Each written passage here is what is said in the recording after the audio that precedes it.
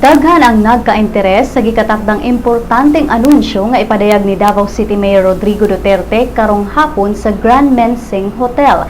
Pipila ka mga netizens na ang nipadayag sa ilang mga pagpangagpas. Sa Facebook account sa Sun.Star Pilipinas, niabot na sa kapin sa 11,000 ang reach sa maong istorya ug duna na say mga ni-share sa maong taho.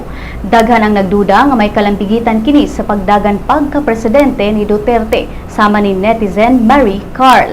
Si John Ruel Oquinia sab nag-comment og Duterte is the best for President 2016 election.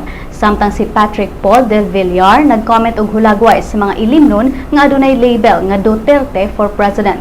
Duna siya nag-comment og hulagway ni Duterte nga maunay presidente.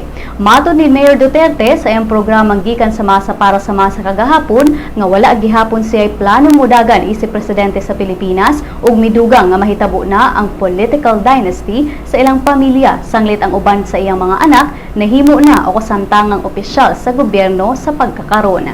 Ning pagbalita, ang kampo sa mayor nagpakahilom kung unsa kabahin ang maong announcement. Ang chief aide sa mayor nga si Christopher Lawrence Go wala na usab mihatag og detalye.